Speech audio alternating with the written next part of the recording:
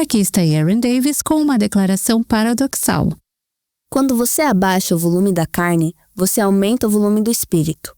Não sei explicar por que isso acontece. Só sei que é assim. É sobrenatural. Se eu pudesse viver em jejum contínuo, eu viveria, mas não posso. O jejum é um banquete, mulheres, porque quando você jejua, você experimenta uma doçura na sua caminhada com o Senhor, que você não sente quando não está jejuando.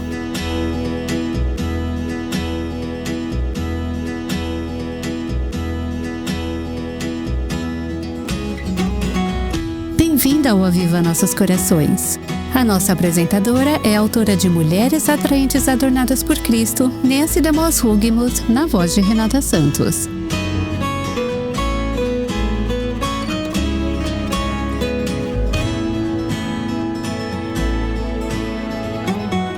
Hoje vamos ouvir sobre um tema no qual você pode ou não ter refletido antes: a disciplina espiritual do jejum. Na verdade, talvez seja um tema no qual você já tenha refletido e pensado: eu não quero nem pensar nisso. Para muitas de nós, a nossa relação com a comida é complicada. A convidada de hoje no Aviva Nossos Corações vai nos ajudar a entender o que o jejum é e o que ele não é. Erin Davis escreveu um livro chamado Fasting and Feasting, que poderia ser traduzido como Jejum e Banquete, mas ainda não foi publicado no Brasil. No evento True Woman 2022, ela conduziu uma sessão sobre o tema do jejum. Você vai ouvir o que foi ensinado nessa sessão hoje e amanhã, aqui no Aviva Nossos Corações. Erin é figurinha marcada no Revive Our Hearts. Ela e seu marido Jason moram em uma fazenda no Missouri, nos Estados Unidos, com seus 4 filhos. E, juntos, publicaram o livro Mentira em que os Meninos Acreditam e a Épica Busca pela Verdade, lançado esse ano pela editora Vida Nova. Você pode saber como adquiri-lo em nosso site www.avivanossoscorações.com, clicando na aba Livro, Livretos, ou acessando o link que deixamos na transcrição do episódio de hoje, também em nosso site. Agora vamos ouvir Erin Davis na nova série do Aviva Nossos Corações, um guia prático para o jejum. Beleza, vamos fazer uma pequena interação em grupo. Todo mundo tem que ficar de pé ou não, dependendo do que eu disser. Fique em pé se você já jejuou. Espera, deixa eu dar um aviso primeiro.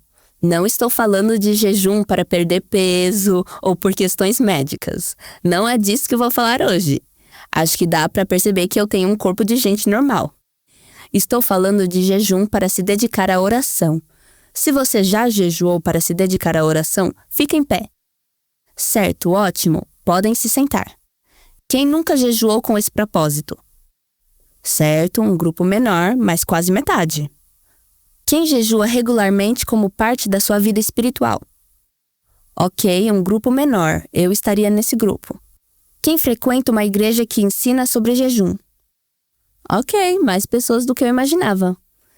Quem nunca ouviu um sermão sobre jejum? Quem consegue lembrar pelo menos uma passagem da Bíblia que fala sobre jejum? Não precisa me falar qual é. Sempre digo que os capítulos e versículos não são divinamente inspirados, então tudo bem se você não lembrar. A gente vive na era Google, afinal. Mas quem consegue lembrar pelo menos uma passagem bíblica sobre jejum? Não vou pedir para você citar. Obrigada, podem se sentar. Quem sente que não tem a menor ideia do que a Bíblia diz sobre jejum? Tem alguém que faz parte desse grupo? Ok, algumas de nós, muito bem. Você pode estar totalmente confusa sobre o assunto, não tem problema nenhum. Bom, quero que saibam que eu acredito que tem espaço para todas nós hoje. Vamos falar um pouco sobre por que algumas de nós ficamos confusas sobre o tema de jejum. Acho que existem várias razões para isso. É pouco provável que você tenha escolhido essa sessão porque o jejum já é uma disciplina regular na sua vida, embora talvez seja. Talvez você já tenha jejuado 1 ou 2 vezes, ou talvez nunca tenha jejuado. O que estou aprendendo é que acabei de lançar um livro chamado Fast and Feasting, e vamos falar um pouco mais sobre ele. Mas isso significa que tenho participado de muitas entrevistas e podcasts que tratam do jejum. E quase todos esses programas começam do mesmo jeito. Eu não acho que... Eu tenho interesse, mas não sei bem o que significa. Nunca ouvi ninguém falar muito bem sobre isso. Não me considero uma especialista, mas tenho estudado sobre o tema. E tenho aprendido muito e estou animada. Estou animada com essa nossa conversa. Espero que essa sessão seja uma conversa mesmo. Podem me questionar, fazer perguntas, o que vocês acharem necessário. Mas antes de tudo, acho que a gente pode começar com a palavra comida, não é verdade? Nós amamos comida. Quem aqui ama cozinhar? Eu também. Quem odeia cozinhar? É a tarefa doméstica que você menos gosta. É simples, seja amiga de alguma de nós que ama cozinhar. Porque eu cozinho em quantidades que alimentariam um exército todos os dias. Não sei por quê. Bem, eu moro com um exército de gente, talvez seja por isso. Independentemente de onde você se enquadra nessa escala, precisamos reconhecer que vivemos em uma cultura completamente obcecada por comida. O que não é uma coisa totalmente ruim, mas é a mais pura verdade. É bom sabermos onde estamos pisando. Lemos os rótulos dos alimentos, contamos calorias, salvamos as nossas receitas favoritas. Antes, guardávamos em cadernos de receita ou em fichas pautadas. Agora a gente cria pastinhas no Instagram, né? É a mesma coisa. Eu amo páginas e canais de receita. Agora estou assistindo um daqueles programas de competição culinária e tô amando. Mas acho que isso tudo é um indicativo de como a nossa cultura pensa sobre comida. Aqui estão alguns dos maiores nomes da gastronomia nos Estados Unidos e os seus impérios. Guy Fieri, do programa Diners, Drive-Ins and Dives. Ele tem um patrimônio líquido de 25 milhões de dólares. A Ina Garten, eu amo o frango com limão dela, ela tem um patrimônio de 50 milhões de dólares. O Bobby Flay, do programa Beat Bobby Flay, vale 60 milhões de dólares. Veja bem, se pagamos milhões de dólares para os nossos chefes e só algumas dezenas de dólares para os nossos professores, isso mostra que temos uma obsessão por comida. E é por isso que a comida pode ser uma maneira única de vivermos uma vida separada para Jesus. A comida é algo que está presente no nosso dia a dia. Falamos muito sobre comida, pensamos muito sobre comida, comemos muito e todo mundo precisa comer todos os dias. A comida é uma daquelas coisas que meio que coloca todo mundo em pé de igualdade. A não ser que você esteja numa conferência. Porque, nesse caso, eu sei que a gente não come, só segue em frente. Ou talvez você coma o tempo todo, dependendo de onde você é. Uma curiosidade interessante. Proteus são pequenas salamandras que vivem em cavernas. Elas são cegas e comem só uma vez por dia. Deus poderia ter criado a gente assim. Não é interessante pensar nisso? Mas Deus nos criou com a necessidade de comer todos os dias, e Ele supre essa necessidade todos os dias. Por quê? Por que Ele nos fez desse jeito? Por que estamos sempre tão presos à comida? O resultado é que muitos de nós, especialmente mulheres, ou pelo menos posso dizer que isso afeta as mulheres de forma única, mas o resultado é que a nossa relação com a comida fica muito complicada. O que eu gostaria de sugerir é que, para a maioria de nós, a comida é uma área com a qual nunca deixamos a nossa fé se conectar. Parece algo carnal. Será que Jesus realmente se importa com o que eu como ou deixo de comer?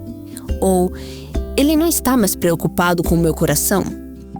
Bom, novamente, Deus te criou com a necessidade de comer e criou os alimentos que você come.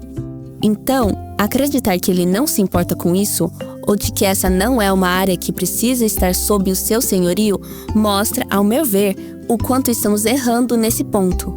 E daí eu repito, não sou uma especialista da área de saúde, mas sou alguém que abriu a Bíblia e disse: ok, estou vendo esse padrão aqui na minha vida.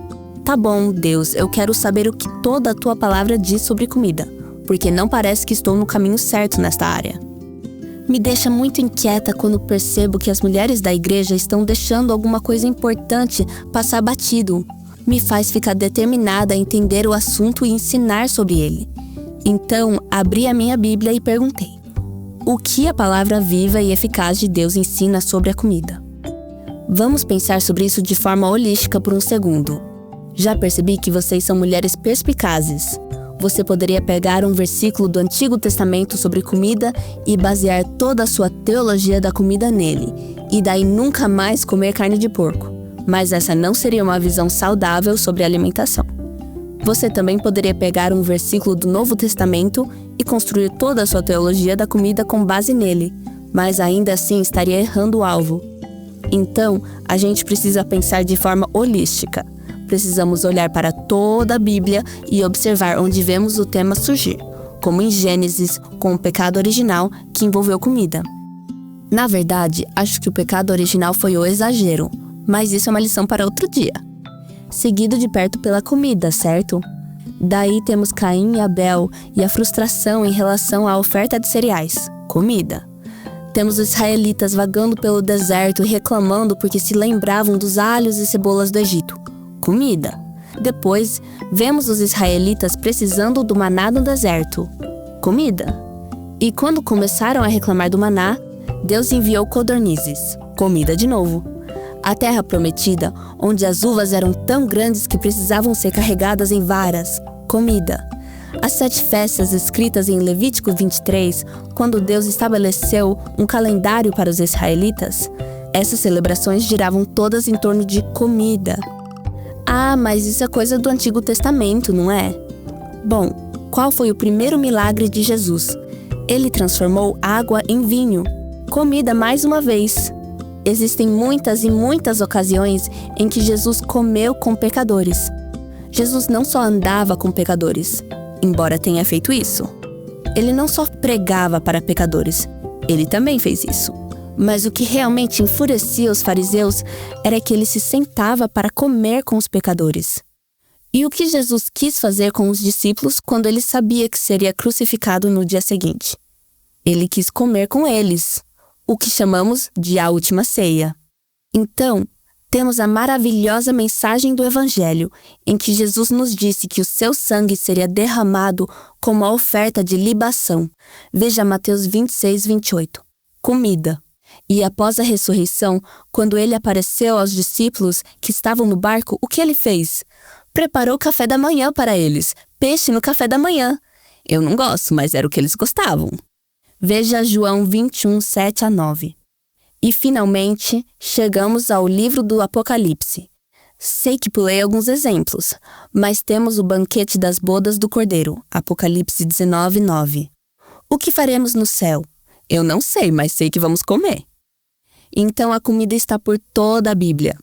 Quando olhamos para a Bíblia como um todo, vemos 2 ritmos alternados, jejum e banquete. Deus se importa muito com os nossos ritmos. Pensem em trabalho e descanso, tristeza e alegria, jejum e banquete. A vida cristã, sem dúvida, envolve autonegação, tomar a nossa cruz e seguir a Jesus. Mateus 16, 24. Esses são aspectos do jejum. Mas também é uma vida de abundância, de bênçãos, de gratidão. Isso é o banquete. Agora, eu não acho que precisamos de uma sessão inteira apenas para falar sobre banquetes. Somos muito boas nessa parte, não é verdade? Algumas de vocês provavelmente comeram um banquete antes de vir para a aula sobre jejum. Então hoje, vamos focar no jejum. Deixa eu ler uma coisa. Este é o meu desejo para vocês hoje. Abram as suas Bíblias comigo no Salmo 34. Vou ler os versículos 8 a 10 e orar por vocês mais uma vez. Sei que já orei, mas a menos que o Espírito Santo venha e faça o trabalho pesado, vocês não vão ganhar nada de valor. E não é isso que eu quero. Vou ler o Salmo 34, de 8 a 10 agora. Este é o meu maior desejo para vocês. Provem e vejam que o Senhor é bom, bem-aventurado é quem nele se refugia. Temam o Senhor, vocês que são os seus santos, pois nada falta aos que o temem. Os leõezinhos passam necessidade e sentem fome, porém, aos que buscam o Senhor, bem nenhum lhes faltará. Jesus, eu oro para que essas minhas irmãs, essas novas amigas, provem e vejam que tu és bom, e que bem nenhum lhes falte. Oro em teu nome. Amém. Agora vou revelar para vocês as minhas verdadeiras intenções. Na verdade, não estou aqui para mudar o que vocês pensam sobre comida. Estou aqui para mudar o que vocês pensam sobre Deus. A comida vai ser apenas o meio que vou usar para chegarmos lá. Mas eu quero falar sobre Jesus. Quando menciono os termos jejum e banquete, você provavelmente se identifica mais com um deles e talvez tenha sentimentos bem fortes em relação ao outro. Eu estava começando a me interessar pelo jejum. Eu ensino um grupo de mulheres na minha casa e perguntei para elas: Ei, o que vocês acham de estudarmos sobre jejum? E uma amiga minha, que ama o Senhor, ama a palavra e que costuma ser uma pessoa bem sensata, se levantou e disse: Eu não quero falar sobre isso. Daí eu respondi: Tá bom então, vou falar com estranhos que não fazem parte do meu estudo bíblico. Essa foi provavelmente a primeira vez que eu vi uma reação tão intensa a esse tema, mas não foi a única. Alguns anos atrás, fui conversar com o meu pastor sobre isso. Eu amo ele é um grande homem de Deus, muito fiel à verdade. Já pastorei a minha igreja faz décadas. Me trata como filha e sempre foi muito sensato. Ele está na casa dos 60 anos e acho que usa aquele perfume Old Spice. Ele tem cheirinho que dá vontade de ficar perto da pessoa. Então fui até ele e perguntei: Pastor Tim, você consideraria ensinar uma série sobre jejum? E ele respondeu: Não. Ele nunca tinha falado comigo daquele jeito antes. E completou: Porque eu não jejuo, não vou ensinar sobre uma coisa que eu mesmo não pratico. Parece que alguns de nós têm essa reação quando pensamos sobre jejum. Imagino que você não esteja nesse grupo, ou não teria escolhido essa sessão.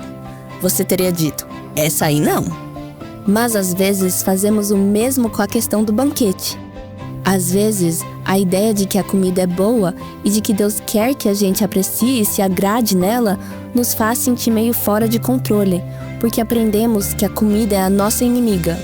Por isso, vamos tentar encontrar um equilíbrio nisso tudo. Quero que vocês venham assim como estão, com as suas experiências reais, com a sua relação real com a comida.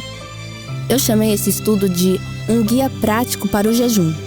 Não vou construir um argumento teológico longo e complexo, mas você pode fazer isso por conta própria. E comece como deveria começar tudo, com Jesus. Apenas leia os evangelhos e veja como Jesus se relacionava com a comida. Ele era totalmente Deus e totalmente homem, o que significa que ele sentia fome e tinha um sistema digestivo. Hoje vou falar sobre o porquê, o quando e o como do jejum. Também vou compartilhar algumas das minhas próprias experiências com a comida, o que me deixa um pouco desconfortável. Eu acho que sei o motivo. Em Mateus 6, Jesus fala sobre o jejum e disse algumas coisas interessantes. Uma delas foi: quando jejuar, vocês entenderam. Ele não disse se jejuarem, ou talvez vocês jejuem. Para Jesus, considerando o contexto em que ele falava, era óbvio concluir que o jejum faria parte da vida daqueles ouvintes. Vou colocar desta forma: para nós, no Novo Testamento, o jejum não é um mandamento. No Antigo Testamento, muitas vezes era, mas para nós, jejuar é um privilégio, não uma obrigação. Pela minha experiência, vejo que todo seguidor maduro de Jesus, e Deus não costuma já nos fazer jejuar logo de cara. A gente começa no leite, mas quando estamos prontos para o alimento sólido, algo dentro da gente, e quando digo algo, quero dizer alguém, o Espírito Santo, quando estamos prontos, começa a dizer: Ei, já pensou em jejuar? Eu creio que Deus move todos os cristãos maduros em direção a essa disciplina, mas não é um mandamento. Agora, depois de dizer quando jejuar, Jesus acrescentou: Não façam como os fariseus. Eles jejuam em público, chamam a atenção para si mesmos, fazem questão de parecer que não estão se sentindo bem. Ele disse: Você deve ir para o seu quarto, fechar a porta, porque o que o Pai vê em secreto, ele vai recompensar. Essa é a versão parafraseada da Erin Davis, mas é a ideia principal do texto. E eu acho que por anos lemos Mateus 6 e entendemos que Jesus estava dizendo: quando jejuar, jamais, jamais, jamais conte para alguém. Mas eis a questão: Jesus jejuou. E Jesus registrou isso na sua palavra inspirada. Ou seja, ou ele quebrou a sua própria regra, o que é impossível, ou nós estamos interpretando errado. Na verdade, eu não acho que Jesus quis dizer: jamais conte para ninguém que você esteja jejuando. Mas ele se importa muito com o nosso coração. O que ele estava dizendo era: eles jejuam para conseguir a atenção dos homens, então essa é a única recompensa que vão ter na vida. Mas se você está jejuando para buscar a minha atenção, não faça isso para chamar a atenção dos outros. E porque ninguém está falando sobre jejum, ninguém está ensinando sobre jejum, acaba que ninguém jejua. Eu vou compartilhar algumas das minhas experiências com jejum. Não porque eu tenha o troféu de a melhor jejuadora do mundo. Esse troféu não existe. Jejum tem a ver com humildade, então não estou me gabando. Mas eu fico pensando, cara, se eu conseguisse desmistificar esse assunto só um pouquinho, todas nós sairíamos no lucro. Eu não estou aqui como a rainha do jejum.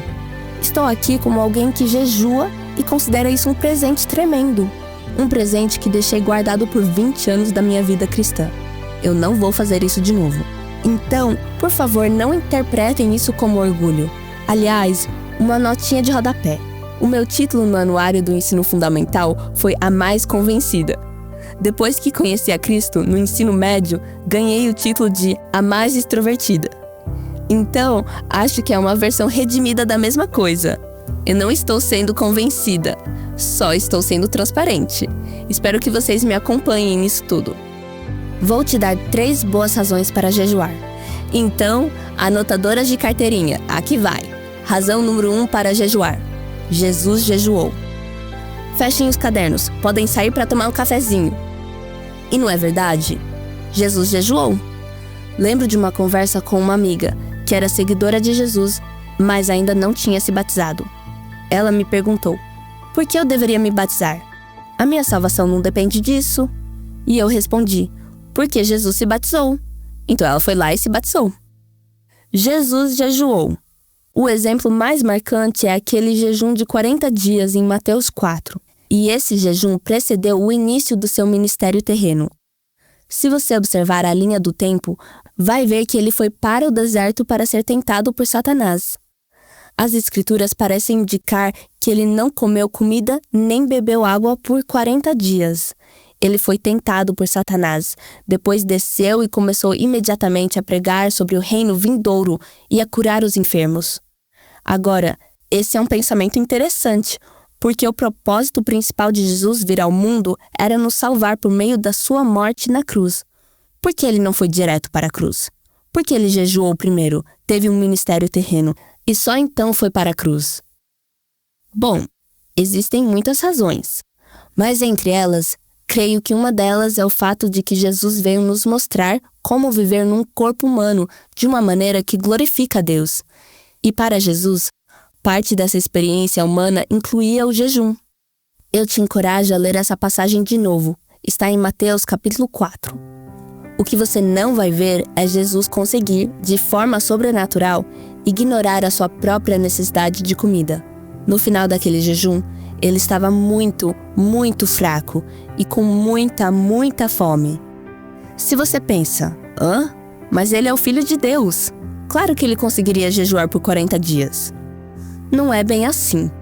Ele sentiu exatamente o que você sentiria se fizesse um jejum de 40 dias. E ele quis fazer isso antes de iniciar o que consideramos as partes mais importantes do seu ministério.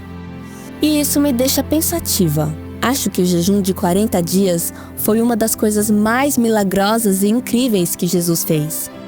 E Jesus não foi o único. Moisés estava de jejum quando recebeu os 10 mandamentos. Veja Êxodo 34, 28. Davi jejuou quando seu filho estava doente. Ele jejuou pedindo que o Senhor curasse a criança. Mas, assim que recebeu a notícia de que o menino tinha morrido, ele se levantou, lavou o rosto e comeu. 2 Samuel 12:16. Esdras jejuou para lamentar os pecados do povo. Veja Esdras 10:6. Esther jejuou quando foi decretada a sentença de morte contra os israelitas. Esther 4:15. Os líderes da igreja de Antioquia jejuaram antes de enviar os missionários que fundaram a igreja da qual fazemos parte hoje. Atos 13:3. Se você precisa de um bom motivo para jejuar, veja. Jesus jejuou, Moisés jejuou, Esdras jejuou, Paulo jejuou, Pedro jejuou. Os heróis da nossa fé jejuaram. Então vamos imitar eles. Razão número 2. O jejum abaixa o volume do apetite da sua carne. Olha a notícia fresquinha. Você é uma mulher de carne. E eu sou uma mulher de mais carne do que algumas de vocês. Algumas de nós têm mais carne, outras têm menos. Eu sempre digo que a minha carne é a primeira a dar as caras. Ela parece até uma ambulância. Eu cheguei! O meu espírito vem depois, mais devagar, trazendo sabedoria. Mas infelizmente, deste lado da glória, vamos continuar sendo mulheres de carne. A igreja primitiva deve ter falado muito sobre isso, porque Paulo escreveu lá em Romanos 6:1. Continuaremos no pecado? Ou seja, será que a gente deve simplesmente dizer: sou uma mulher de carne, então vou viver na carne mesmo. A graça cobre os meus pecados. E o que o Paulo respondeu? De modo nenhum. Romanos 6:2. Dependendo da sua tradução, em um momento, Paulo chega a dizer aos Gálatas: vejam com que letras grandes escrevi a vocês de próprio punho. Gálatas 6:11. Não, só porque somos mulheres de carne, não significa que devemos satisfazer os prazeres da carne. Agora, imagina só diminuir o volume da sua carne, negando a ela aquilo que ela mais quer, comida, e mais comida, e mais comida. Quando você abaixa o volume da carne, você aumenta o volume do espírito. Não sei explicar por que isso acontece, só sei que é assim. É sobrenatural. Se eu pudesse viver em jejum contínuo, eu viveria, mas não posso. O jejum é um banquete, mulheres, porque quando você jejua, você experimenta uma doçura na sua caminhada com o Senhor que você não sente quando não está jejuando. De novo, eu não sei por quê. Você experimenta uma sensibilidade no seu espírito que não experimenta de outro jeito. Existe uma disposição para fugir do pecado com mais rapidez. Vejo algumas de vocês acenando veementemente com a cabeça, então vocês já experimentaram isso, certo? Então, o jejum diminui o volume da carne e aumenta o volume do seu espírito. Agora, eu diria que se você está jejuando sem orar, você pode até estar fazendo algum tipo de jejum. Talvez um jejum para fins de saúde, mas não é um jejum bíblico. Nos últimos anos, tem sido muito engraçado para mim ver a indústria de saúde dizer: descobrimos uma ferramenta incrível, o jejum intermitente. É maravilhoso!